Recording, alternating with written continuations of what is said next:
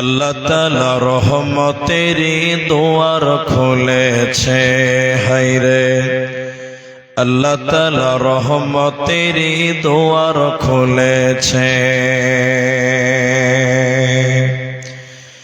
আকাশেতে লক্ষ তারার জনক জ্বলেছে, আল্লাহ তাআলা রহমতেরই দুয়ার খুলেছে, হায়রে আল্লাহ তাআলা রহমতেরই দুয়ার খুলেছে। আসবেন নবী দুনিয়াতে,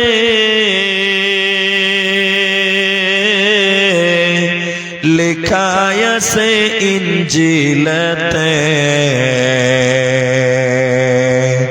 তাওরাত কিতাব যাহার খবর দিয়াছে, আল্লাহ তাআলা রহমতেরই দুয়ার খুলেছে, হায়রে আল্লাহ তাআলা রহমতেরই দুয়ার খুলেছে। নবীজির আগমনে আনন্দিত পশুগণে, জঙ্গলার পাখিরা সবাই গান গেয়েছে, আল্লাহ তাআলা রহমতেরই দুয়ার খুলেছে, হায়রে আল্লাহ তাআলা রহমতেরই দুয়ার খুলেছে। আকাশেতে লক্ষ তারা জনক জ্বলেছে, আল্লাহ তাআলা রহমতেরই দুয়ার খুলেছে, হায়রে আল্লাহ তাআলা রহমতেরই দুয়ার খুলেছে। উপস্থিত চলমান সভার যোগ্যতম সভাপতি, স্টেজে ওলামায়ে কেরাম, অতিথিবৃন্দ, সামনে ধৈর্য ধরে বসে থাকা দিনদার ইমানদার মুমিন ভাই সকল, দোয়ার কান্ট্রি মুরব্বী সমাজ, স্নেহের কচিকাচা, পর্দার অন্তরালে বসে থাকা মুমিনা সলেহা মা ও বোনেরা, প্রাণ প্রিয় দুলহেপুর, সাবধান করণদিঘি উত্তর দিনাজপুরবাসী, প্রশংসা সেই মহান মনিবের দরবারে যিনি আমাদেরকে ঠান্ডার রাত্রিতে ধৈর্য ধরে বসিয়ে কিছু বলার, কিছু শোনার তৌফিক ইনায়াত করেছেন। সেই মহান মনিবের দরবারে শুকরিয়া জ্ঞাপন করি। আমরা সকলেই একবার বলি আলহামদুলিল্লাহ। দরুদ ও সালাম বর্ষিত হোক শেরকারে কায়নাত তাজদারে মাদানী নবী কুল শিরোমণি ইমামুল আম্বিয়া, নবী মক্কি, নবী মাদানী, নবী আহমদ, নবী মুহাম্মদুর রাসূলুল্লাহ, সবাই বলুন সাল্লাল্লাহু আলাইহি ওয়াসাল্লাম। মোহতারাম ভাই ও দোস্ত, আমি কুরআনুল কারীম 30 পারা 80 নম্বর সূরার 34, 35, 36 তিনটি আয়াত তেলাওয়াত করেছি। কুরআনুল কারীম 28 নম্বর পারা 63 নম্বর সূরার 9 নম্বর আয়াত আপনাদের সামনে তেলাওয়াত করেছি। বুখারী শরীফ থেকে 660 নম্বর হাদিস একদম শেষের বাক্যটা পাঠ করেছি। উল্লেখিত আয়াত এবং হাদিসকে কেন্দ্রবিন্দুর মধ্যে রেখে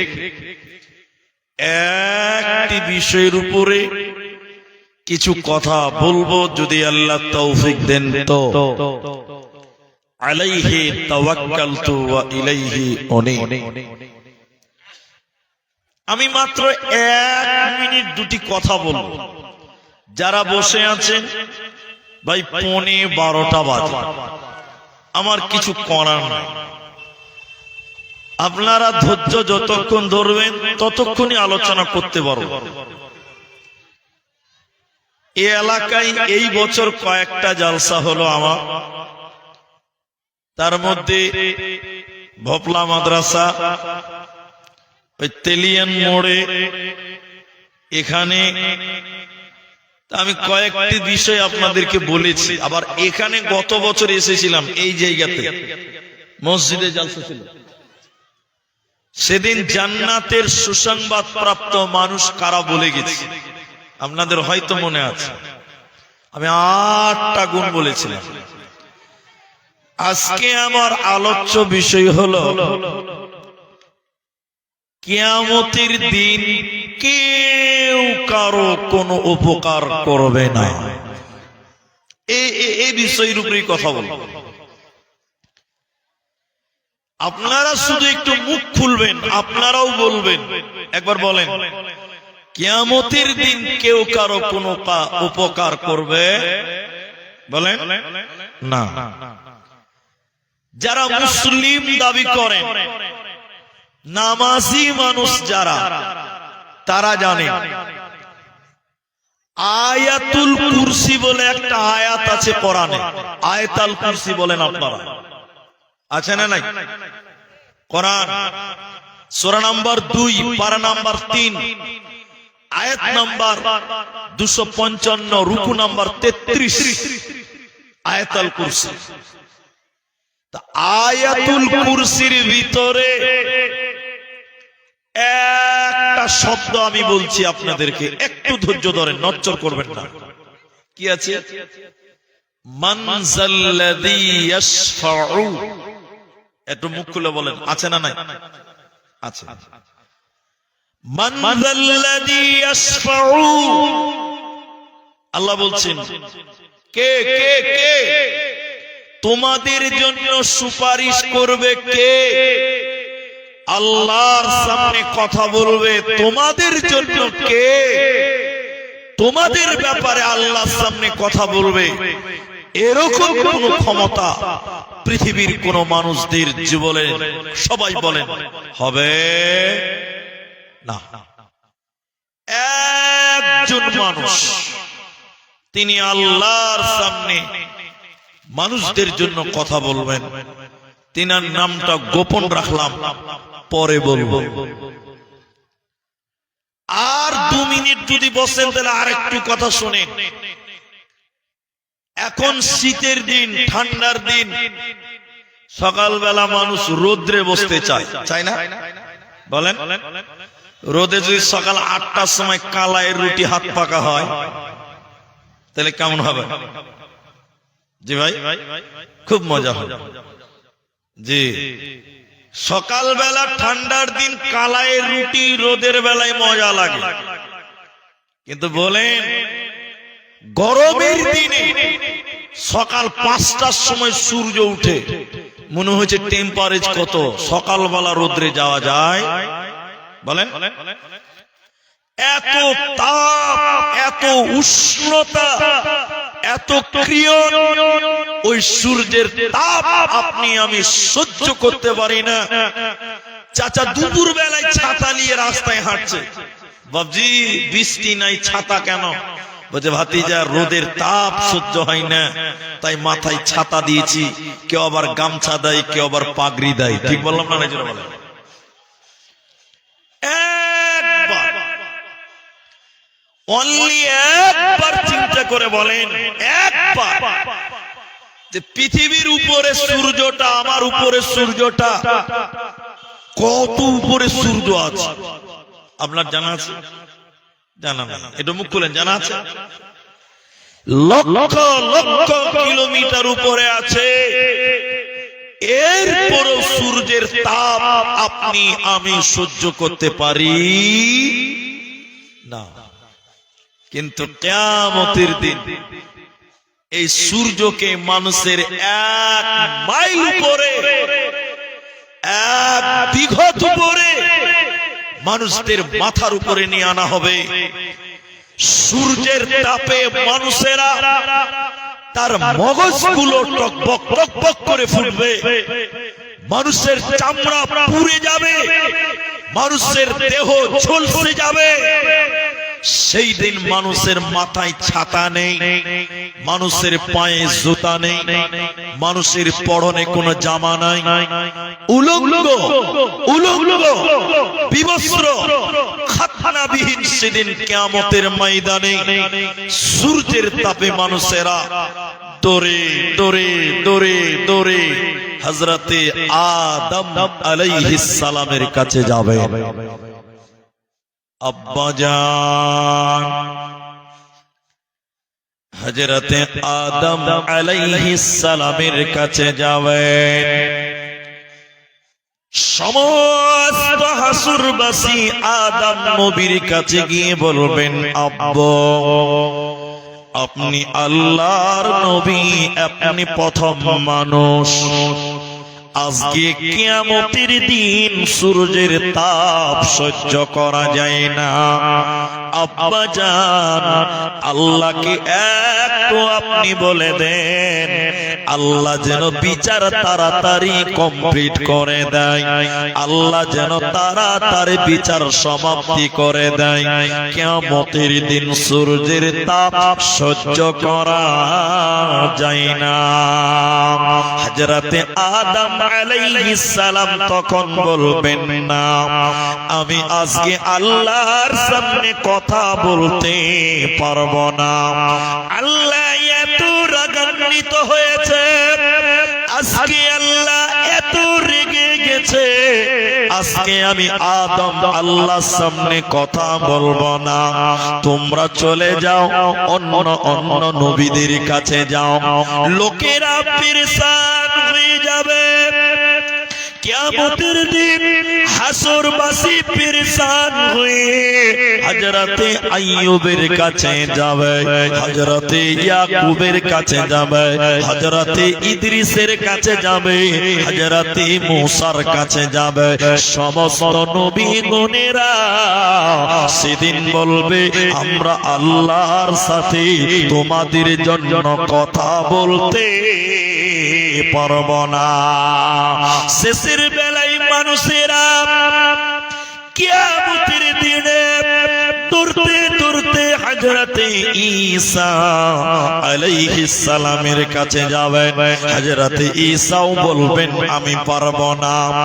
লক্ষ লক্ষ ইহুদি, লক্ষ লক্ষ নাসারা আমাকে আল্লাহর পুত্র বলেছিল, আল্লাহর সন্তান বলেছিল। আমি জানি না আমার আল্লাহ আমার সাথে কি আচরণ করবে, আমি চিন্তিত আল্লাহ আমার সাথে কি ব্যবহার করবে। অতএব আমি নবী ঈসা তোমাদের জন্য কোন কাজে আসবো না। নবীজি বললেন, শুনে নাও, কিয়ামতের দিনে প্রতিটা নবী কুল্লু নবীন ইয়া নফসি ইয়া নফসি ইয়া নফসি বলবে। নবীগণেরা কিয়ামতের দিন বলবে, বাঁচাও আমাকে বাঁচাও। নবীরা বলবেন, আমাকে বাঁচাও। নবীদের যদি এই অবস্থা হয়, ও বন্ধু আমার, হে দুলহেপুরের ভাইয়েরা, নবীদের যদি এই অবস্থা হয়, কিয়ামতের দিন নবীরা নিজেকে নিয়ে পেরেশান হয়ে যদি যায়, সেদিন আপনি আমি আমরা সাধারণ মানুষ, ওই নবীগণেরা আমাদের কোনো কাজে আসবে না, আসবে না, আসবে না। আল্লাহ তাবারাক ওয়া তাআলা কোরআনে বললেন, শোনো, মান যাল্লাযী ইয়াশফাউ, বলো বলো তোমাদের জন্য কে কে কিয়ামতের দিন তোমাদের জন্য আমি আল্লাহকে বলবে, বলো কিয়ামতের দিন কেউ কারো উপকার করবে না। নবীরাও আপনার কাজে আসবে না। সেদিন ঈমান আর আমাল ছাড়া কোন নবী কাজে আসবে না। এরই নাম কিয়ামত। একজন মুখ খুলে বলেন, আমার সঙ্গে বলেন, শুধুমাত্র একজন নবী, শুধুমাত্র একজন নবী, সবাই বলেন নবী মুহাম্মদুর রাসূলুল্লাহ। এটা জোরে বলুন, সাল্লাল্লাহু। তিনি তার অরিজিনাল উম্মতের জন্য কিয়ামতের দিন সুপারিশ করবেন। বাকি কোন নবী, কোন রাসূল আপনার আমার জন্য আল্লাহর কাছে কিছু করতে পারবে? বলেন না। কিন্তু নবী মুহাম্মদ পারবে।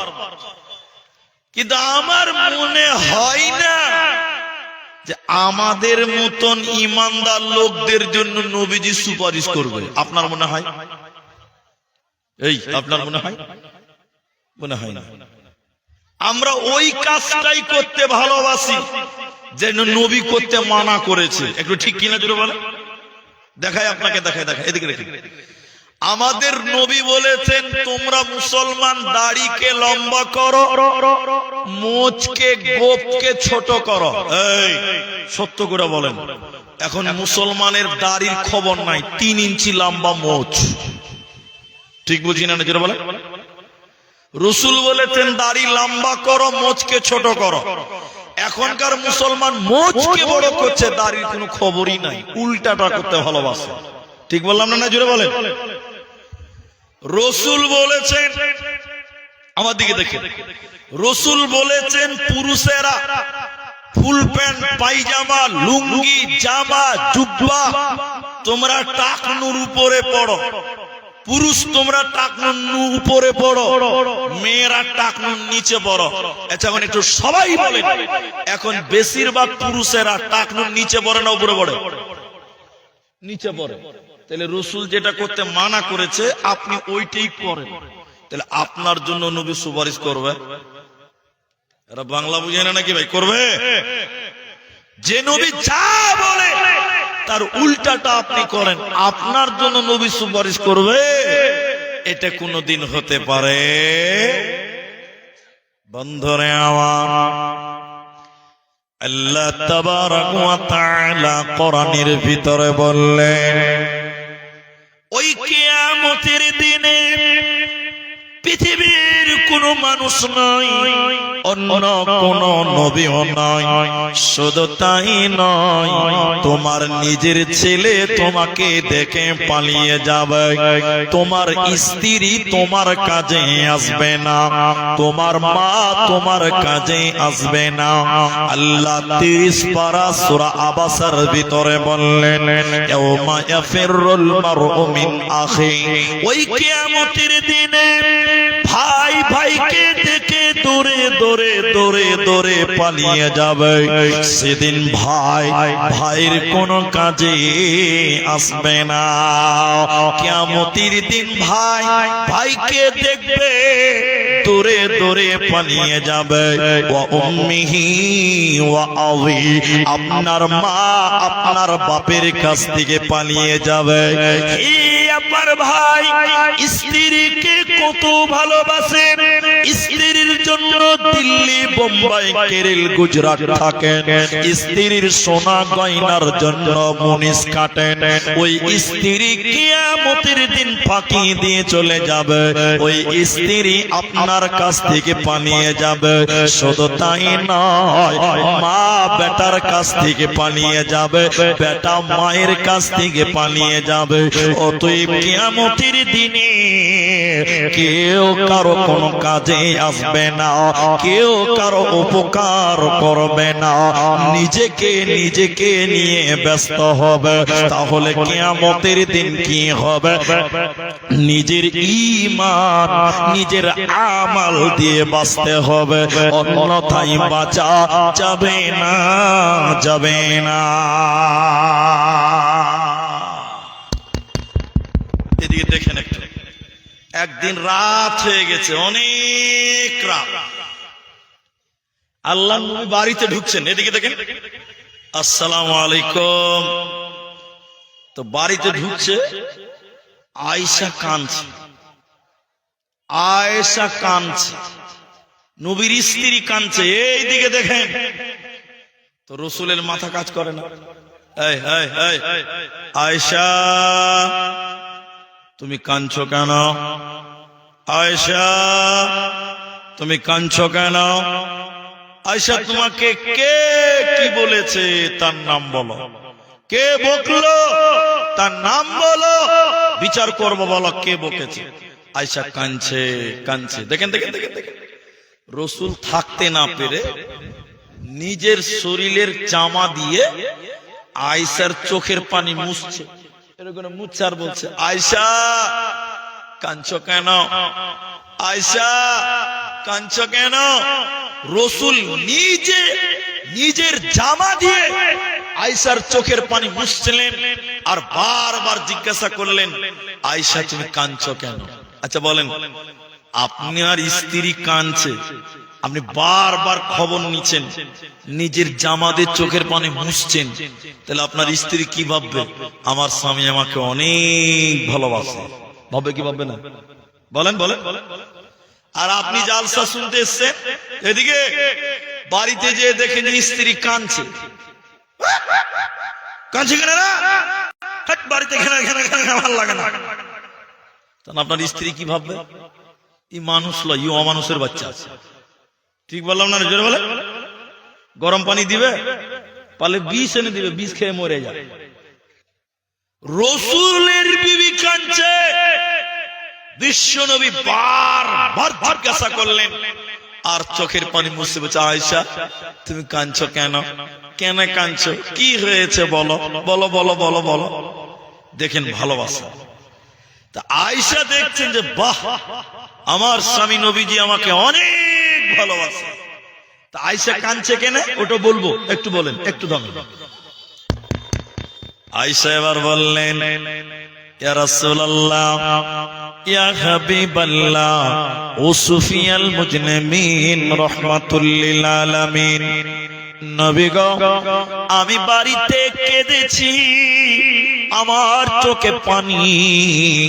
আপনি বারবার জিজ্ঞাসা করলেন, আয়েশা তুমি কাঁদছো কেন? আয়েশা তুমি কাঁদছো কেন? নবী আপনি নিজের জামা দিয়ে চোখের পানি মুছলেন। নবী গো, কিয়ামতের দিনে, বিচারের দিনে, হাসরের দিনে আমি আয়েশা এইরকম বসে বসে যদি কান্না করি, কিয়ামতের দিন আমি আয়েশা যদি কাঁদি, সেদিন আপনি কি বলবেন? আয়েশা তুমি কাঁদছো কেন? নবী গো, দুনিয়াতে কেঁদেছি, বারবার জিজ্ঞাসা করলেন, খোঁজ নিলেন, খবর নিলেন, কিয়ামতের দিন যদি আমি কাঁদি, সেদিন নবী আপনি কি বলবেন? আয়েশা কাঁদছো কেন? কেন কাঁদছো? নবী আপনি কি জিজ্ঞাসা করবেন? নবীজি বললেন, আয়েশা রে, কিয়ামতের আগে তিনখানা ভূমিকম্প হবে। এক নাম্বার মাশরিকি, এক নাম্বার মাগরিবি। পূর্ব দিকে ভূমিকম্প হবে, পশ্চিম দিকে ভূমিকম্প হবে। আর জাজিরাতু মিনাল আরাব, আর আরব উপত্যকা ভূমিকম্পে ধ্বংস হবে। আয়েশা শুনে নাও, ওই ভূমিকম্পের সঙ্গে সঙ্গে আত্মীয়র বন্ধনগুলো ভেঙে যাবে রে আয়েশা। কিয়ামতের দিনে তুমি যদি নবী নবী বলে কান্না করে মারা যাও, স্বামী স্বামী বলে যদি ডেকে ডেকে মারা যাও, আমি নবী মুহাম্মদ কিয়ামতের দিনে তোমার কোন কাজে আসবো না, আসবো না, আসবো না। অতএব আয়েশা শুনে নাও, কিয়ামতের দিন স্বামী নবী নিজের স্বামী নবী বলে বাঁচবে না।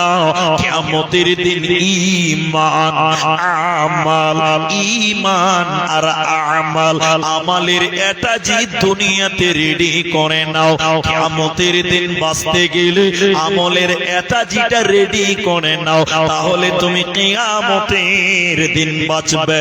স্বামীর পরিচয় দিয়ে কিয়ামতের দিন বাঁচা যাবে না, যাবে না।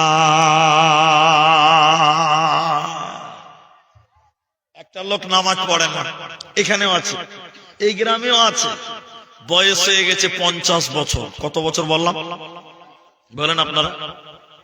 নামাজ পড়ে না। তা আমি জিজ্ঞাসা করছি, এটা বুঝার জন্য বলছি, এই এই নামাজ পড়ো না কেন? বলি স্যার সময় পাই না। ঠিক বললাম না? না জোরে বলেন। উত্তর কি দিচ্ছে? সময়। এত লোক কথা বলে না, সময় পাই না। আচ্ছা বাহ, সময় পাই না। তা আল্লাহ কি এখানে বসে, এখানে বসে, আল্লাহ কি কিয়ামতের দিন বলতে পারবেন যে আমি সময় পাই না? পারবে? পারবে না। ওকে তখন আমি জিজ্ঞাসা করলাম, ভাই সময় পান না কি করেন? বলি স্যার রাসা খোয়াতে দোকান করি, বোতল বাড়িতে দোকান করি, হাটে হাটে দোকান করি, সময় পাই না। তখন আমি ওকে আবার বললাম, এত যে কামাই করছেন, এই কামাই গুলো কি আপনি কবরে নিয়ে যেতে পারবেন? এটা কথা বলেন না, আপনি কবরে নিয়ে যেতে পারবেন? জি। তো বলছে মুলি সাহেব ছেলে পেলের লেগে খাচ্ছি। তাহলে আপনি নামাজ পড়েন না ছেলে পেলের জন্য? একটু হ্যাঁ না বলেন। আপনি রাত দিন পরিশ্রম করেন, আল্লাহকে টাইম দেন না। বলে কেন? বলে মুলি সাহেব একটা বেটি আছে, ভালো ঘরে বিয়ে দিতে হবে। এই যে আপনার চিন্তা ভাবনা, ছেলে মেয়ে নাতি পোতা বহু বেটি, এটা একবার বলেন, একবার বললেই হবে। এই ছেলে মেয়েরা মরার পর কোন কাজে আসবে? আল্লাহ কোরআন 63 নম্বর সূরা 28 নম্বর পারা 9 নম্বর আয়াত আল্লাহ বলেন, এদিকে দেখেন, লা তুলহিকুম আমওয়ালুকুম ওয়ালা আওলাদুকুম আন যিকরিল্লাহ। আল্লাহ কোরআনের ভিতরে বললেন, হে মুমিনেরা, তোমাদের মাল, মাল মানে দোকান, মাল মানে ব্যবসা, মাল মানে বিজনেস, ওয়ালা আওলাদুকুম, তোমাদের ছেলে মেয়ে নাতি পোতা, তোমাদের আওলাদ, তোমাদের সন্তান সন্ততি, আন যিকরিল্লাহ, আল্লাহর জিকির থেকে যেন খামোশ না করে, আল্লাহর জিকির থেকে যেন বঞ্চিত না করে। তোমাদের ছেলে মেয়ে, তোমাদের নাতি পোতা, তোমাদেরকে আল্লাহর জিকির থেকে যদি মাহারাম করে দেয়, এই ছেলে মেয়েরা মরার পর কিয়ামতের দিনে তোমাদের কোনো কাজে আসবে না।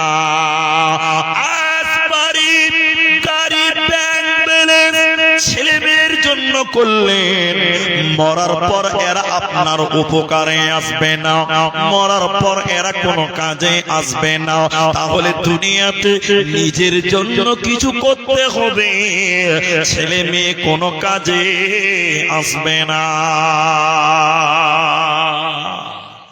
কেউ আসবে না, কেউ আসবে না। এটা যুক্তি শুনেন তাহলে। এটা উকিল আছে, উকিল, উকিল ইন্টারন্যাশনাল মামলা লড়ে, এক একটা কেসের হিয়ারিং ফাইল করে তো 2 লাখ টাকা লাগে। কত লাই বললো? ধনী না গরিব? ধনী। দুটো ছেলে লন্ডনে আইন শিখছে, ওদেরকে উকিল বানাবো, এত দূর পড়াশোনা করায়। বাড়িতে উকিল আর ওর বউ থাকে, আর 2টা চাকর থাকে।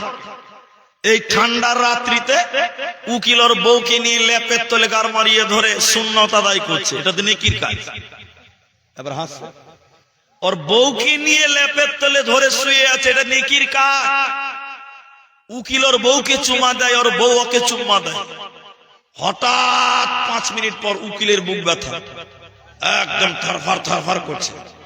ম্যাডাম কি করবে কোনো বুদ্ধি কাজ করে না, 3 তলায় শুয়ে আছে। এক করতে করতে করতে করতে উকিল মরে গেছে, একদম জান চলে গেছে। মেয়েটার আর বুদ্ধি কাজ করছে না, কি করবে, এক্ষুনি লেপা তুলে শুয়েছিল। মেয়েটা দরজা দিয়ে ডাকছে নেপালি দারোয়ানকে, দারোয়ান। দারোয়ান দুজন ব্যাঠা মানুষ নেপালি, দৌড়তে দৌড়তে চলে গেছে। জি ম্যাডাম। কইছে তোর সাহেব মারা গেল, এক্ষুনি মারা গেল। তো সাহেবকে ঘর থেকে বার কর, মরে ভূত হয়ে গেছে। এই ঘরে বেশিক্ষণ থাকলে এই ঘরে আর আমি থাকতে পারবো না। কি বুঝলেন? একটু আগে ল্যাপের তলে শুয়ে সুন্নত আদায় করছিল, যেই মরে গেছে বলছে তাড়াতাড়ি ঘর থেকে বার কর, মরে ভূত হয়ে যাবে, এই ঘরে আর আমি থাকতে পারবো না। খালি মরে গেছে এতেই এতেই। নেপালি বলছে যে ম্যাডাম আমি তো 35 কেজি ওজন আর সাহেব তো 75 কেজি, একা আমি নিতে পারবো। ম্যাডাম বলছে তাড়াতাড়ি সাহেবকে বের কর, এই ঘরে আর আমি থাকতে পারছি না। কি করবি? ড্রয়িং রুমে দড়ি আছে, দড়ি নিয়ে আয়। দড়ি নিয়ে এসে বলছে সাহেবের পায়ে বাঁধ, পায়ে বেঁধেছে। ম্যাডাম বলছে টেনে ছেঁচড়িয়ে ছেঁচড়িয়ে সেরি দিয়ে নামা, লাশটাকে নামা। তাহলে বলেন যে স্ত্রীর জন্য এত প্রেম, এত ব্যস্ত, চোখ দুটো বন্ধ হয়ে গেলে, মরে গেলে এই স্ত্রী ছেলে মেয়ে আপনার কোনো কাজে আসবে? বলেন বন্ধুরে আমার, ইব্রাহিম আলাইহিস সালামের বাপ আযার মূর্তি বানাতো, বিক্রি করত।